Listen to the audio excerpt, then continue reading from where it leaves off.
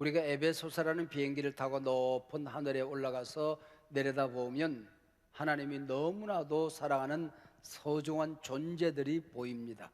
그 바로 예수 믿고 구원받은 하나님의 백성들입니다. 그리고 다시 살펴보면 하나님의 영광이 넘쳐나는 공동체가 보이게 되는 것입니다. 바로 교회입니다. 주님의 심장을 파헤쳐 들어가 보면은 주님의 심장 속에서는 구원 공동체 교회가 있었습니다.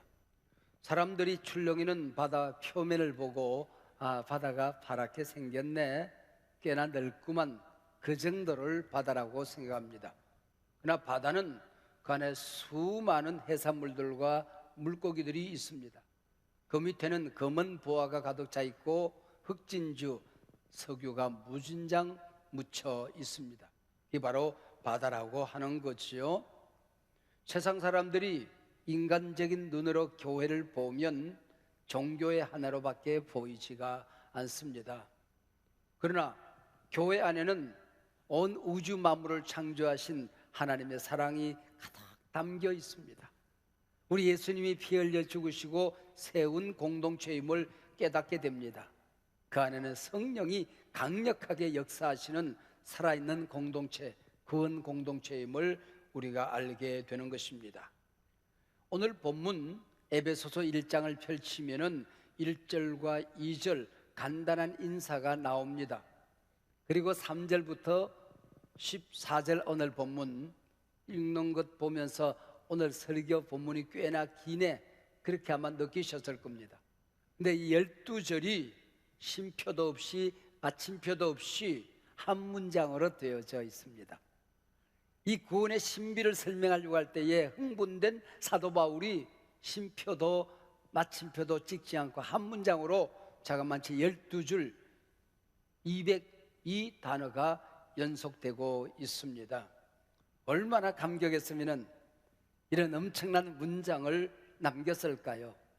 지금까지 발견된 헬라어 문장 가운데는 가장 긴 문장 가운데 하나입니다.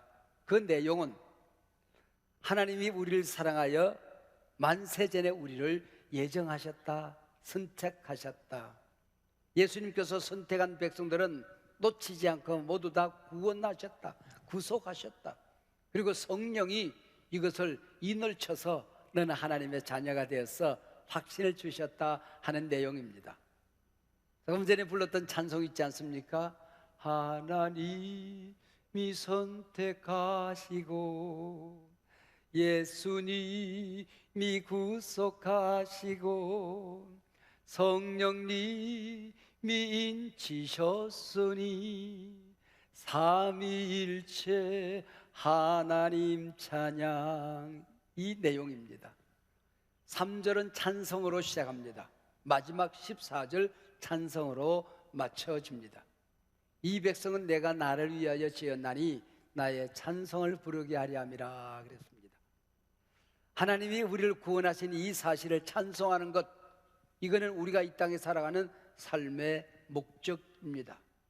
매미는 단 보름을 노래하기 위해서 자그마치 10년, 길게는 17년까지 그럼더미 속에서 자기를 만들어 가는 겁니다. 성명의 시인을 만난 적이 있습니다. 하나님을 찬양합니다, 이 한마디를 하기 위해서 입이 실룩거리고 목에 핏대가 서고 손을 버둥대고 다리를 뻗당기면서 힘을 주어야 하나님을 찬양합니다 한마디를 하더라고요. 정말 이런 마음으로 우리를 구원하신 하나님을 찬양해야 될 터인데 왜 이 세상 사람들, 아니 우리 예수 믿는 사람들은 찬송 대신 원망하며 살아가는 것일까요? 감사 대신 불평하며 살아가는 것일까요? 기뻐하는 대신 걱정하고 근심하며 살아가는 것일까요? 금방 찬송하고 감사하고 기뻐하다가도 조그마한 환경이 흔들거리면은 모든 것이 무너지는 어리석은 삶을 살아가게 되는 것일까요? 여러분, 인간의 욕심이 얼마나 큰 것인지 온 세상을 다 가져도 만족이 없는 게 인생입니다. 그러면은 인간의 이 범죄한 인간의 영혼의 구멍이 뭘로 메꿀 수가 있을까요? 지구를 다 집어넣어도 메꿔지지가 않는 겁니다. 왜요? 지구보다도 커요. 그 공간이 우주보다도 큰 것입니다. 그러면은 그 허전한 공간보다도 큰 걸 채워야 되잖아요. 우주를 만드신 하나님, 피 흘려 돌아가시고 구원하신 우리 예수님의 사랑, 그리고 우리 가운데 역사하시는 성령님을 담아야만이 인간의 그 공한 구멍이, 허전함이 채워지게 되는 것입니다. 이걸 이름하여 오늘 본문에서는 하늘에 속한 복 그랬습니다. 이 하늘에 속한 복을 받은 사람들은 어떤 존재이냐? 발바닥을 땅에 붙이고 살지만은 하늘을 사는 사람이다, 그런 얘기입니다. 그래서 땅에서 천국을 사는 사람들, 이게 오늘 설교 제목입니다. 어머니 뱃속에서 10달 동안 어떻게 살았냐 여하가 이 땅에 살아가는 80년, 90년 삶을 좌우하게 되는 겁니다. 이 땅에 살아가는 80년, 90년 우리의 삶이 영원한 하나님의 나라에서 우리가 어떤 영광스러운 존재로 사는 것인가를 모든 결정을 하게 되는 것입니다. 그래서 하늘에 속한 복을 우리가 받고 살아야 되는 것인데, 그 첫 번째가 창세전에 그리스도 안에서 하나님이 우리를 선택하셨다, 그 얘기입니다. 이게 폭이나 이상한 단어 하나가 나옵니다.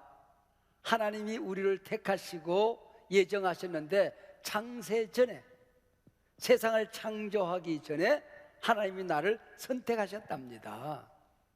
우리가 성경 창세기를 잘 알고 있지 않습니까?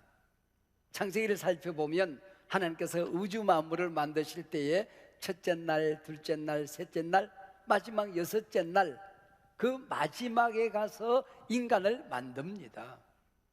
세상을 만들고 난 다음에 이 세상을 누구에게 맡기지? 여기 누가 살면 좋을까? 그래서 인간을 만든 것처럼 여기 되어 있다, 그런 얘기지요.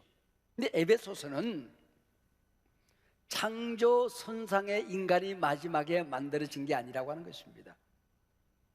하나님께서 당신의 백성들, 당신의 자녀들을 어떻게 창조하고 살아가도록 할 것인가를 계획하셨다는 거예요. 그 계획 안에 내가 들어가 있는 겁니다. 그리고 우리 인간을, 하나님의 백성들을 살 수 있도록 우주를 만들고 지구촌을 만들었다, 그렇게 성경은 얘기하고 있는 것입니다.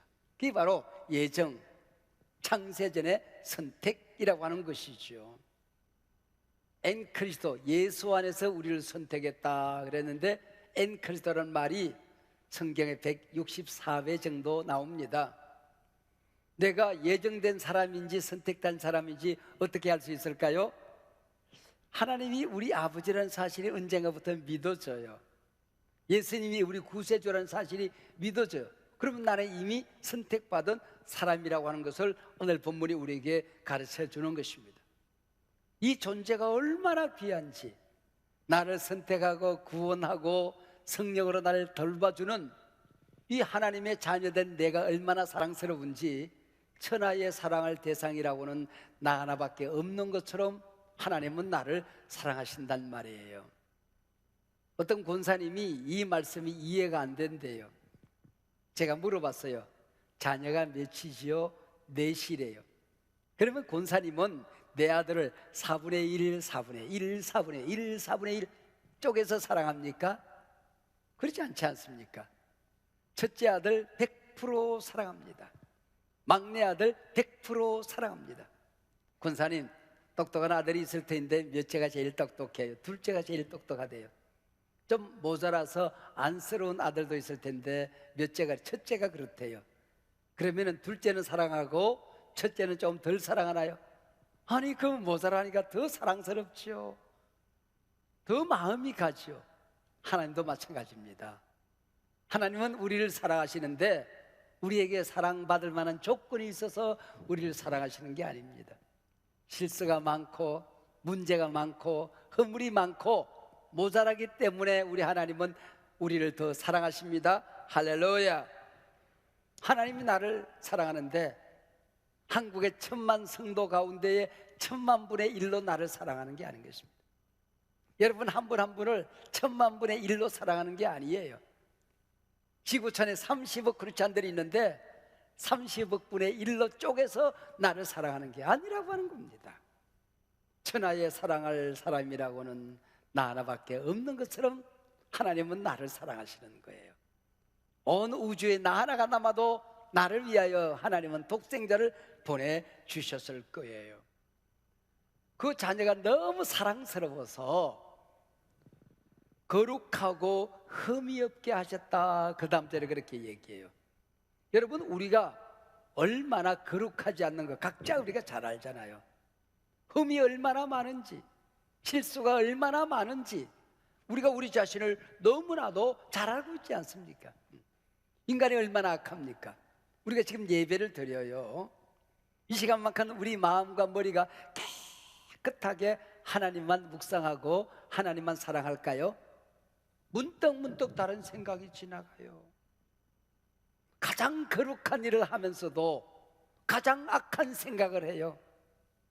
이 세상을 섬기는 사랑의 현장 그 한가운데서 미움이 꿈틀거려요. 불평과 원망이 입을 열면 쏟아지는 것, 이게 여러분 인간이라고 하는 것입니다. 여기 흠이 없다는 말이 참 재미있습니다. 흠이 없다, 아모무스 그렇게 돼 있어요. 히랍 세나에 보면은 모무스의 신이 있어요. 이 모무스의 신은 비판의 신이에요. 비난의 신, 정죄의 신이에요.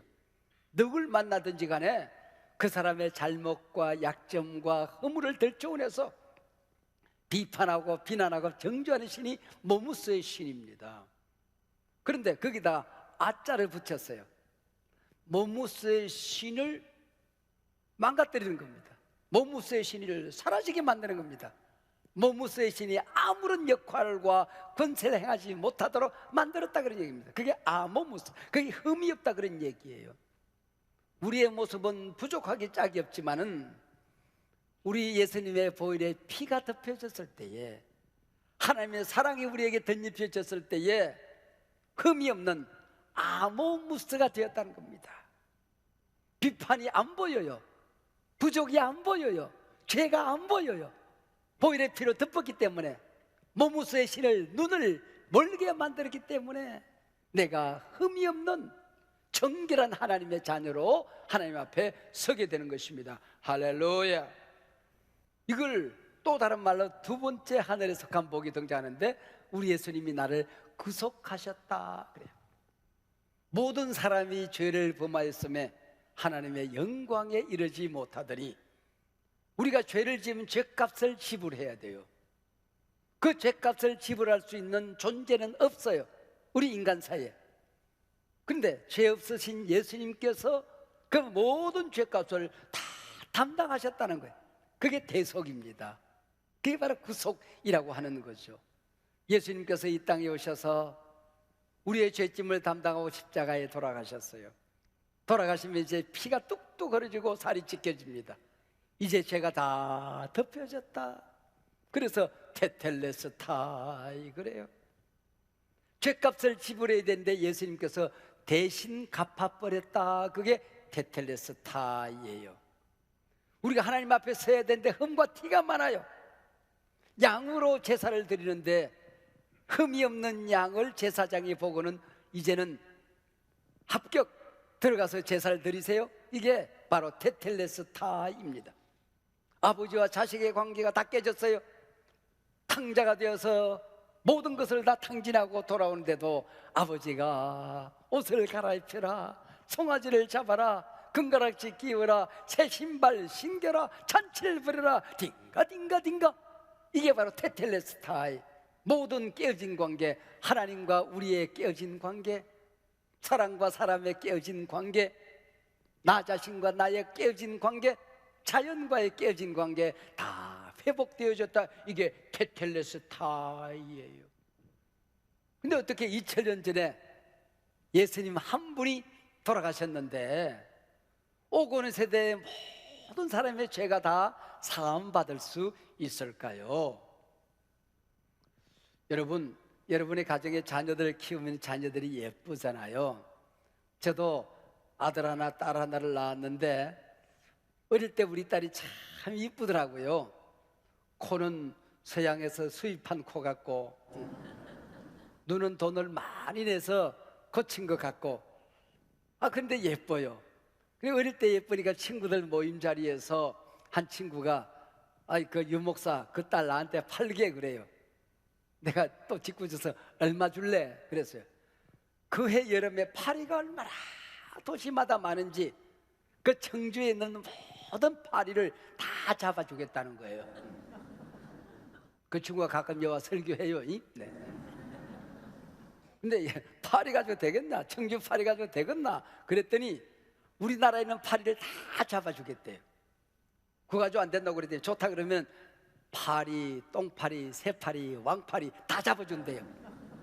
그거 가지고 안 되는 거죠. 왜요? 차원이 다르니까.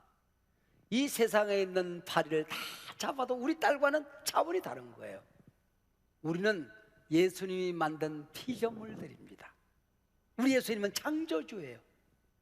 우주를 만드신 분, 나를 만드신 분, 너를 만드신 분, 우리를 만드신 분이에요. 예수님 한 분의 값이 지나간 모든 인류, 오고 올 모든 인류, 온 우주보다도 훨씬 더 값비싼 존재 아닙니까? 그분이 내 죄를 담당하셨어요. 사랑하는 여러분, 예수님의 피 한 방울이면 모든 인류의 죄를 사하고도 넉넉히 남음을 믿으시길 바랍니다. 차원이 다른 얘기지요. 하나님이 선택하셨고 예수님이 구속하셨고 세 번째는 뭐가 될까요?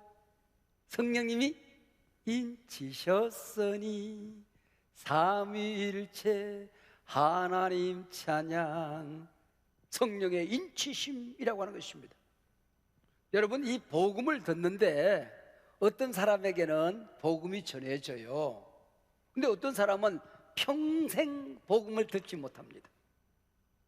어떤 마을에는 교회 가서 그 복음이 들어가요.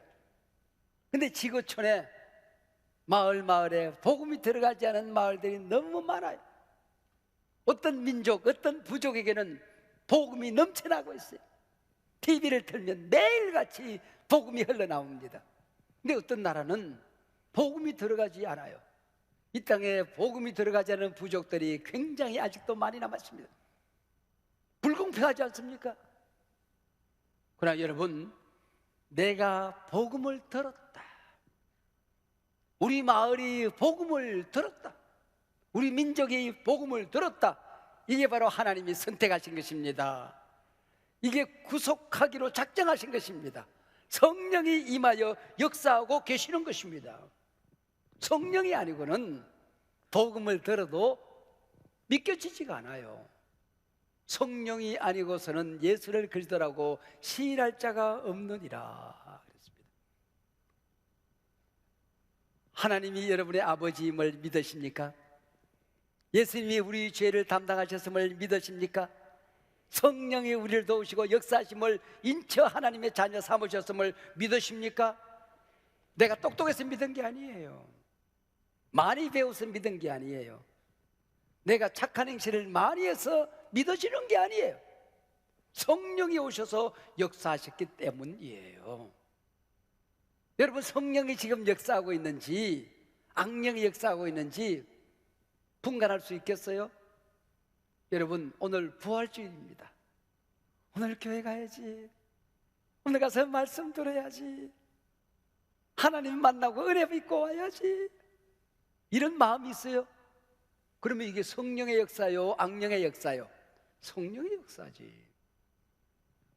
부활주일인지 무슨 걸퍼주일인지 낚시주일인지 주일인지 분간이 안 되고 교회 가기가 싫어요. 이게 성령의 역사요, 악령의 역사요? 악령의 역사지. 목사님 잘생긴 것 같지 않은데 설교할 때 보면은 하나님의 종 같고 천사 같아. 누구가 역사하신 거예요? 성령이 역사하신 건지. 옛날에는 뺀들뺀들 이쁘더만 지금은 미워 죽겠어. 부목사들은 어떤 사람은 키가 멀쩡하고 어떤 사람은 조그만하고 어떤 사람은 뚱뚱하고 어떤 사람은 삐쩍말하고, 목사들이 왜 이 모양이야? 성령이 주신 마음이요, 악령이 주신 마음이요? 알기는 잘하네. 여러분, 세상 살다 보면 우리가 분별 못할 게 하나도 없는 거예요. 여러분, 성령이 하나님이 선택한 사람, 예수님이 구속한 사람, 복음을 받아들인 사람을 도장을 꽝 찍고, 이게 성령의 인치심이라고 하는 것입니다.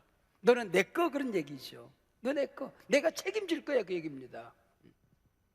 이제는 영원히 내가 너를 내 품에서 잃어버리지 아니하리라. 할렐루야. 하나님이 선택하시고 예수님이 구속하시고 성령이 인을 치면 마지막에 오는 게 이는 우리 기업의 보정이 되사 그랬습니다. 여러분, 등록하는 거예요. 하나님 나라의 등록 절차를 마쳤다, 그런 얘기. 우리가 천국에 들어갔을 때에 마귀가 우리를 또 정죄할 거예요. 모무쓰시니 거기까지 따라볼 겁니다. 하나님 눈에 이자가 어떻게 보입니까? 이자가 얼마나 악한지 아십니까? 자기밖에 몰라요. 교회는 찔끔찔끔 다녔어요. 근데 하나님을 섬기고 이웃을 섬긴 적이 없어요. 이기적이 짝이 없는 인간이에요. 어떻게 이런 자가 천국에 들어갑니까? 그때 성령님이 턱 나타나시더니 내 눈에는 그게 안 보이는데 예수님의 피로 덮여져서 우리가 인을 쳤기 때문에 천국 생명책에 이미 등록이 끝났습니다. 하나님, 그러면 천국 문이 축축축축축축축축 열려져요. 두 팔 벌려 어서 오너라 하더라. 세상 짐 짚고 어서 오너라. 이게 바로 기업의 보정이 되사. 기업의 보정.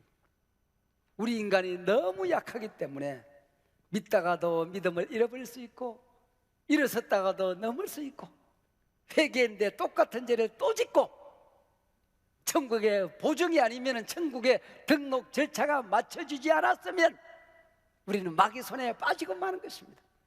모든 등록 절차가 끝나버린 것입니다.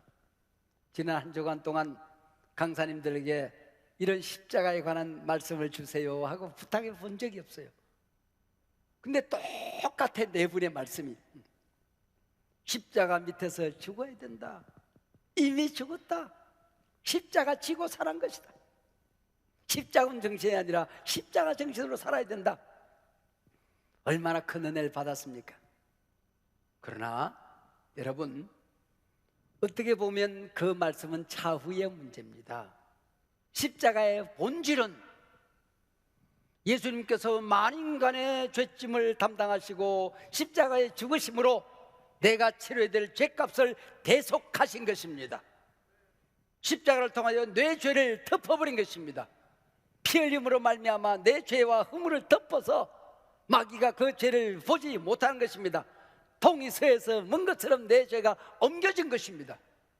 흰 눈보다도 양털보다도 더 깨끗하게 정결하게 된 것입니다. 그 일로 우리가 구원을 받고 하나님의 자녀가 되었습니다. 이게 출발입니다. 이게 본질입니다. 구원받았기 때문에 우리가 어떻게 살냐?